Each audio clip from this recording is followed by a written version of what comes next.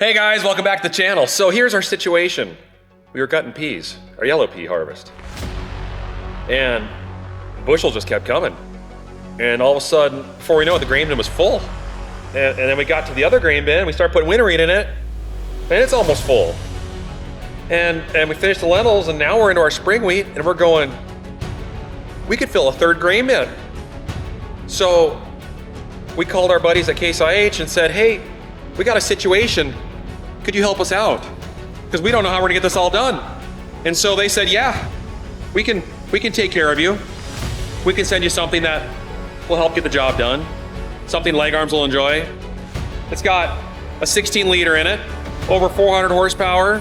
No, wait, 500 horsepower, 550 horsepower, 410 bushel hopper on the top of it, and an unload speed of 4.5 bushels per second. The new 9260. So we get to go play. Let's go. So how's the cab smell? Well, it smells like whey protein. No. So the 260 series is what's fresh off the line. They had the 250 series, that's where the automation was introduced. The 260, very similar to the previous generation.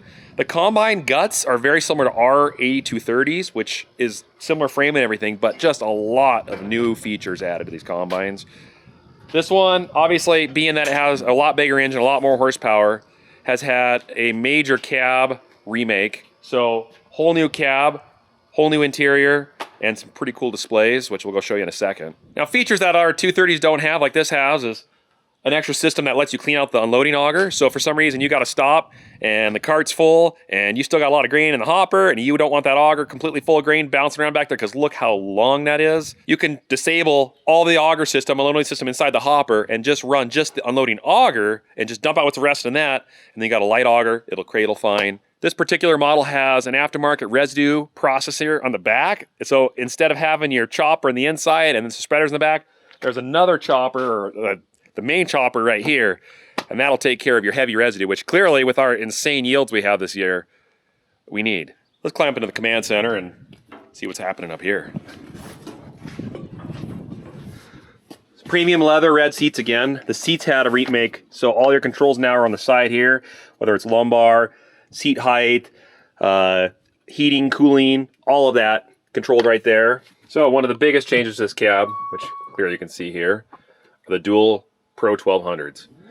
The idea behind this is now, instead of keeping all of your systems on one screen where it's cluttered up and you have to flip between run screens and there's important information that you want to get to, or it takes a while to navigate and you're losing a focus because you're paying attention to that, trying to get to those spots when you're running the combine, now you can split them up into two. So you can take all your mapping information, your cameras, throw them up on this one. Or if you want to do all your threshing, your grain separation, your cleaning systems up here, all your engine systems down here, why not? Go for it. So the idea is now you'll have the ability to keep tabs on stuff right at the moment instead of flipping around. Makes things a little smoother, just a little nicer, keep you focused on the combine operation itself. But now when you've got 550 horsepower, you got to feed it in this heavy crop of ours especially. So we got just the perfect header to put with this thing. So let's go hook her up.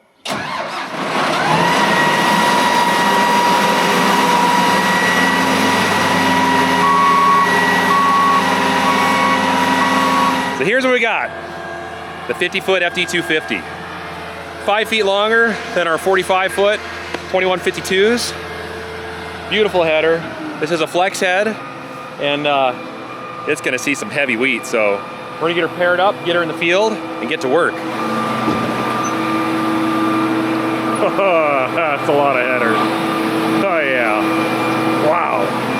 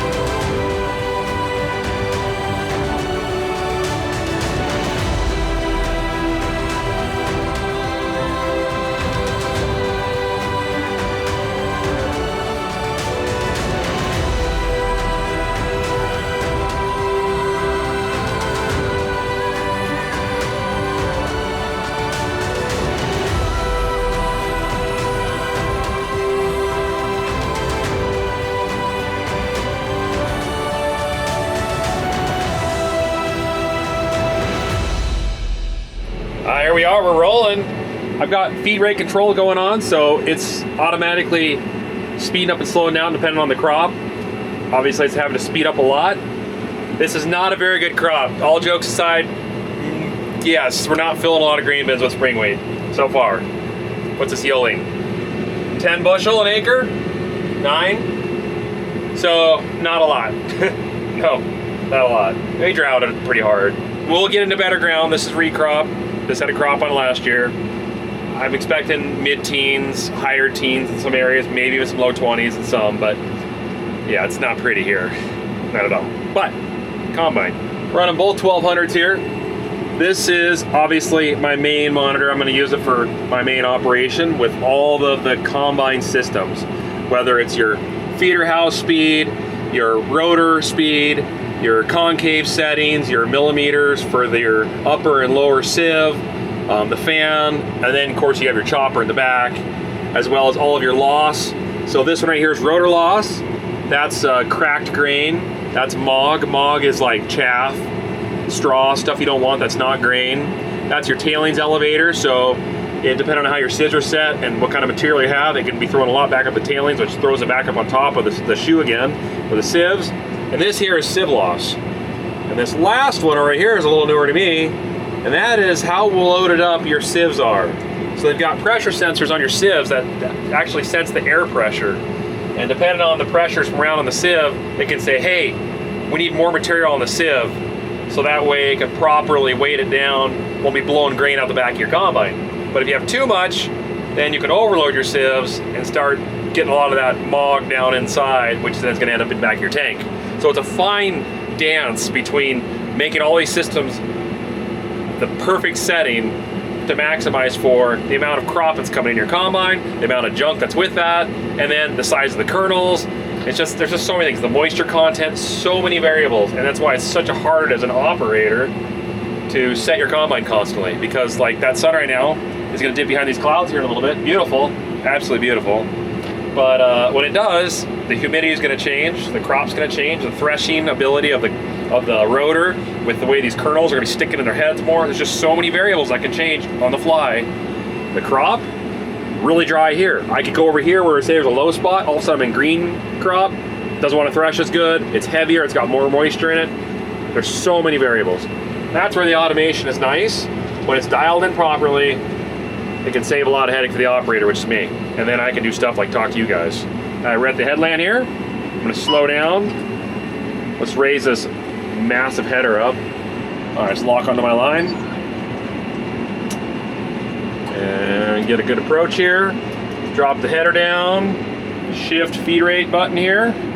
That little icon turns on there, little red, says, hey, I'm gonna go as fast as I can depending on what you set. So I have it set at 8 miles an hour max speed, because I found in this crop, 8 miles an hour gets my green bar right in the middle between the two, which is where it needs to be for loading the sieves up properly. I know, it's awesome harvesting at 8 miles an hour. It's just not awesome when you slam into a rock in this short crop at 8 miles an hour. So, well, that's okay. We're getting the crop cut that's got a nice fresh cutter bar. It's not leaving much behind on the ground down here, so I'm not seeing heads hanging there. That's good. That means we're getting it in the header and getting it in the combine. That's awesome. So it looks like we're using 70% engine load. That's actually more than I thought we'd be using, honestly. That's not bad. I mean, I'd like to see that around that 80, 90%, 90, even maybe even 100 at times. It means you're maximizing your engine capabilities and you're loading the combine up properly, but that's good to see over 70 in this type of crop. Going 4.4 gallons an acre, average fuel economy, 6.6 gallons an hour. So, gives you an idea how the engine's running in these conditions. With that said, it's doing an amazing job threshing this grain and keeping it clean. I should probably actually increase the MOG allowance as well as the threshing, because it'll help with grain loss if I allow more bad percentages, but it is, it's very clean. So yes, I need to do that. Let's tell the system to accept a little bit more.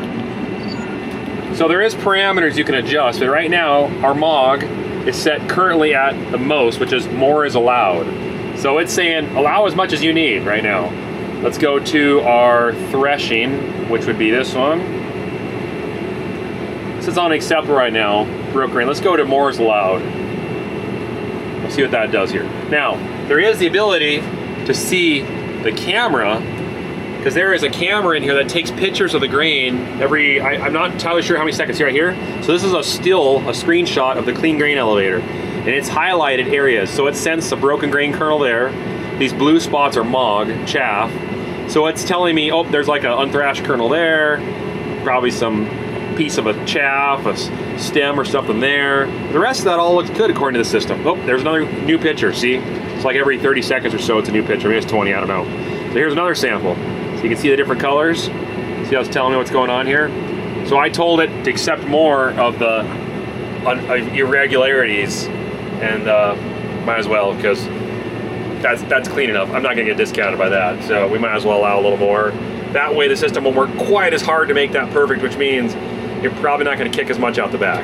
Oh boy. So, we're over in this area where my thumb is, and you can see what's coming our way. This happened earlier today, and it broke up right when it got to us, so nothing happened. Last night we got about 100th, 200ths. I know, like nothing. So, but that there could fill in, give us a good rain to shut us down. That's right there. The technology amazing. They still don't know what it's going to do. They can't predict it, but the fact that I can see that in my window and then see exactly where this is all at, it's just amazing. Radar's amazing. Now, to give you a perspective of where this combine sits as far as combine size, capabilities, Case IH offers what's called legacy combines. And that would be like what we used to have, our 1680. It used to be a 1460 way back when. So 1680, 1688, 2188, 2388, then eventually a 2588. We had the 1680s, the 2188s, and the 2588s.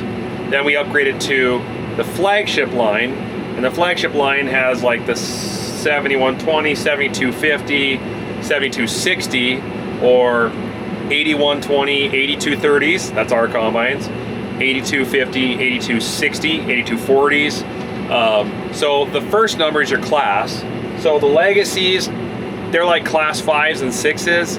When you get into the flagships, so like a 7260, okay, or 7250, that is a class 7 combine. The higher the class is based off roughly your grain tank capacity in your engine horsepower, believe it or not. You'd think it'd be a lot more with like your threshing, your capability to push how many bushels per hour, but I think it's mainly your hopper and engine.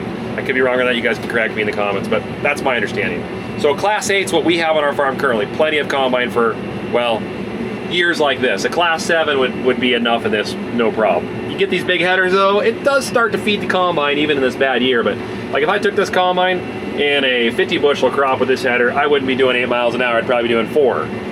You gotta slow down. There's that much more material that's gotta go through this combine. But this combine's got quite a bit more horsepower than ours. Ours are class 8s, and they're obviously about 10, 12 years old now, but they're rated at 450 horsepower, boost to like 470. This combine has a 16 liter engine compared to our 13s, and this combine can go from 550 horsepower base rate, and it boosts to 620 or something like that, 630, just over 600. So if it needs the horsepower, it can ramp it up, but it doesn't want to maintain that for long periods of time due to, well, the engine gets hot, oil temperatures, whatever it may be, exhaust temperatures. There's a number of factors that can slow it down. Real quick, spaz brain, but crop's getting better here. A lot better here. I don't know if the rain shower happened to hit this area, but it looks better. There we go, 12, there we go, 13 bushels. Went from 10, 14. See, it's ticking up. So just better yield right there in that spot. I'm not sure why. So this is the 9 series. 9s were the biggest combine out there for a while. Now that 9 qualifies in other manufacturers too. It's not just Case IH. That's a class for combines across the board. Well, then the entry of class 10s hit the scene. New Holland had a class 10. There's other brands that had class 10s. And then there's a kind of this gray area of class 10 plus, which they haven't really, I guess, defined what that is yet. But some are saying class 11 would be probably the proper class for it. So, and that is where the AF11 hits the scene. And I would love to try one of those. Woo! So, yes, there is a class basically 11 out there now, and that's a lot of combine. Now, would it make any sense to have a class 11 in 10 bushel wheat? Not this crop. To make that combine work properly, you'd have to go more than 8 miles an hour, or you'd have to have a bigger header than 50 feet. And currently there's only offerings up to about 60, 61 feet right now for header. So it would be interesting. I'd love to try it. But for now, we're gonna put this 9 through its paces. And so far, I'm getting up to 80-some% engine load, 85, 83. So I mean, we're starting to work it. I mean, this header's putting product in it. That's all we need. Another perspective. So our Class 8s, our 8230s do not have automation. We have to set all the settings ourselves. We do have grain loss sensors, so we can tell when we're losing product in the back. I mean, there's all that kind of stuff, but we have 45-foot headers on ours, and it has roughly the same sieve, 10,000 some square inches of separation or cleaning area, the same rotor size as this combine.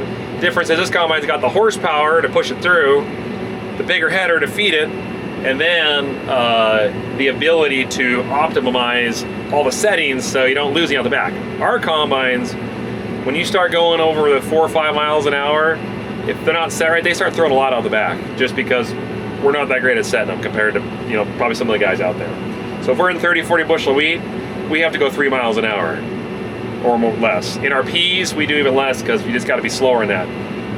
But so we're getting like 20 to or 19 to 25 acres an hour per combine. So on a good day, we're getting 50 acres an hour out of both combines. Okay, more like 40 is probably more reasonable. This combine right now is doing 32 acres an hour right now by itself at 8 miles an hour. So we're already a combine and a half of our other ones, just based off the extra 5 feet of header and the fact that we're going 3 to 4, if not sometimes 5 miles an hour faster than the other combines.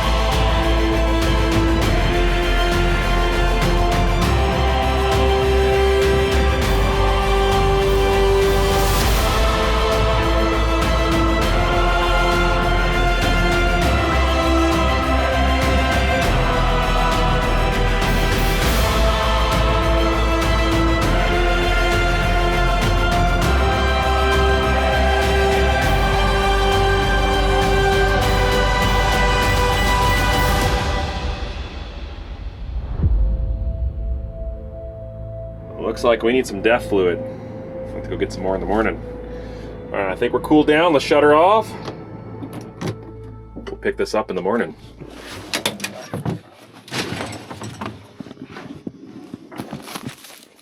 Quickly ran out to the trucks. We're gonna grab the rest of the combines and trucks in the field. Get these back. Got them tarped, but just in case it gets muddy in the field, which I don't think it's going to, but we'll get these back to the yard. So wind of a truck sitting down here. Plus, that gives me a chance to drive the 9370.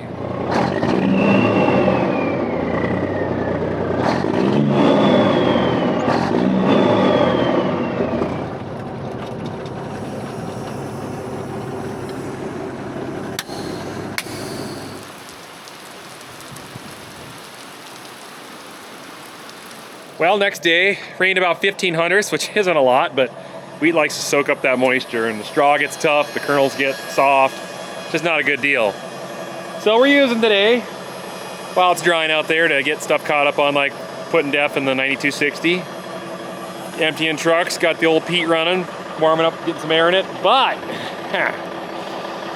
feel it. See that over there? We got another storm coming. Not a big one, but it could be another 10th, another 1500s, and if that happens, then you're set back basically another day. I'm not complaining. This is totally fine. We love moisture. It's just this is what we're going through as far as harvest, so it'll stop us for a bit until we get back into the dry conditions again. Oh yeah, I love that though. I mean, I just love that. I love seeing that. Not this time of the year necessarily, but it's just nice to see some moisture around these parts now and then. Just little bits, but it's nice to see it. Another thing I didn't mention about this 9260 is been upgraded. I mean, I think the 50s had this as well as maybe the 40s. That's how far behind I am. But the cleaning system for the engine fan is quite a bit different than our 8230s. This, much bigger, much cleaner, a lot more airflow, a lot easier to clean. Ours, they do a good job, but you gotta blow the radiators out, probably a lot more than you do this one. So you can tell the fan there and everything. Ours is a big ball on the side that rotates. Things are always improving. It's good stuff.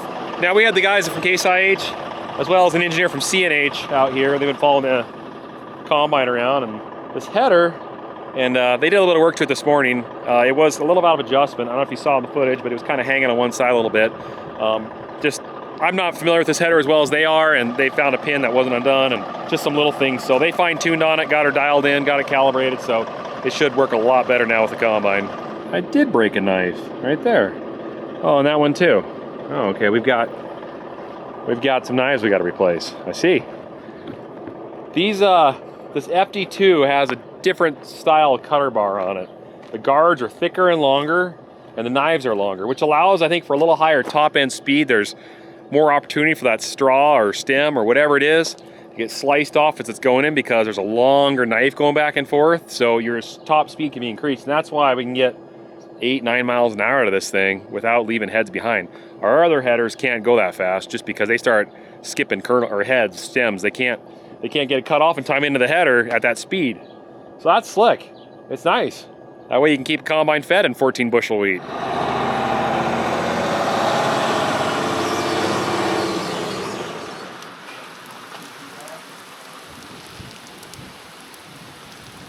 That's all it takes.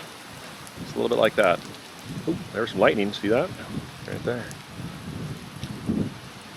That's all it takes. And we'll be shut down for a bit. So tomorrow, we'll try tomorrow.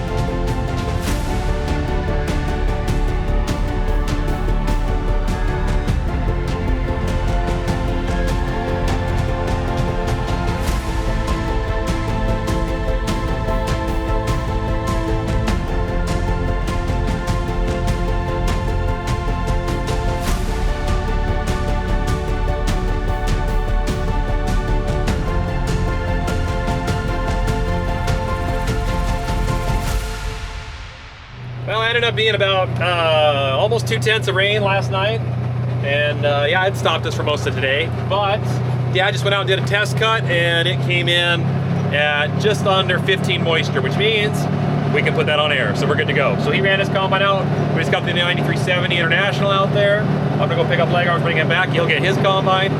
and then I'll go grab the 9260 until it becomes Dad's or leg arms combine, and we'll get some acres knocked out because we got 2 days. And they're talking rain again on Friday, and it's Tuesday. So we gotta get going. We're behind schedule. Well, let's keep rolling. There's 2 random kids here with their 2 random dogs. What are you dogs doing here? Where's your master? Hey, is that your dogs? Hey, send them home. I can't. He wants big piece. What happened to your seat? What? The seat. What happened to it? How chewed it up. Howie. Is not food. Where's Maverick? He's behind. Oh, hi! How'd you get in here? Hi, Mav.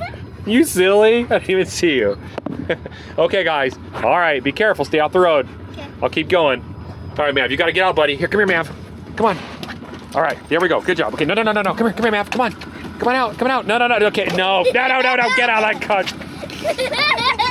Oh, it's about time. Let's get rolling. I started a 30-minute job on one of the trucks that turned into a 4-hour job. I should have been running this thing. Crop's ready, 14.5% moisture. We're ready to go. Guys are already out in the fields running. They've already filled a couple trucks. And I'm finally getting to this one. So let's go knock some acres out. The sun is just about to drop below that cloud over there. It's gonna be beautiful. A little smoke in the air, so it's making it nice and red. We got some harvesting to do. Let's get at it. So while it's warming up, seatbelt, road down the road with a big old header like this, and big old combine, and if you're over 20 miles, well, 10 miles an hour even, something happened to happen, freak deal, the head popped off or something. You drive over with this combine, 'cause he'll drive right over it. It'll send you to the ceiling and blow the windows out. Likelihood of survival is pretty slim. So it is a good idea to wear your seatbelt when you're riding down the road. So I'll just let it idle for a bit while it warms up.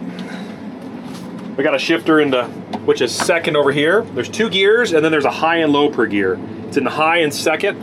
I have the hopper top closed in, as you can see right here, the top's down, but I don't have the auger folded back. I think to get that last 5 miles an hour, I've got to swing the auger back, but we're only going 2 miles that way, so 20 miles an hour versus 25 miles an hour. I don't know. At the time to swing that auger back, probably wouldn't hardly make up an extra 5 miles an hour, so let's get there. I couldn't help myself. I swung the auger back. Now we're doing 22, 23, 24, 24 and a half, uphill a little bit, 24 point, okay, yeah, we'll get 25, I'm going downhill. Yeah, I gave in. I like speed, sorry, it's just what I do. 25, got it, there we go. A little bit of a almost nighttime harvesting, a little bit of a sunset over there. Guys are back over there. We're running about, no, this is actually running about 20 in this area, so that's good. I don't think the whole field's gonna do that, but this area, that's better than I thought. A little bit of oats down here. We did spray for oats through most of the farm. And I think we took care of most of them, but it was definitely an oat year. A lot of wild oats. Get this headland cut, get back in the field here, turn auto guidance on, let's get rolling. Feed rate on, and move. A lot of wind blowing tonight. There's a big storm just over here, but it's gonna miss us, so we'll be able to keep going, get some hours in. But yeah, it's run about 12 bushel here, 13. So the majority of this field's probably gonna run about 12 to 13. But there are areas that are a little higher.